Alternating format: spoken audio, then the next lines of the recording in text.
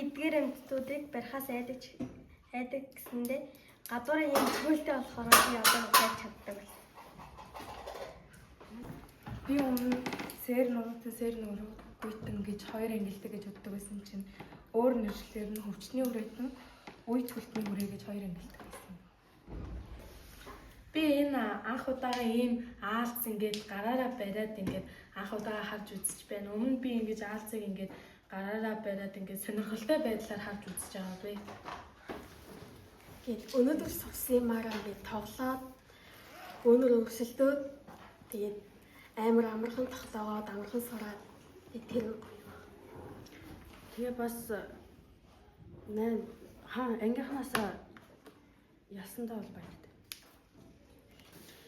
Үйт хөлтний хүрээнээс шалжиг ангид сурсан. Би болохоор ингээд хуучин энэ амьтныг зөвхөн монголоор нь л ялгаж сурдаг байсан. Харин энийг багш болон найзуудынхаа тусламжтайгаар англиар ялгаж сурдаг болсон. Ингээд нэрлэж сурдаг болсон.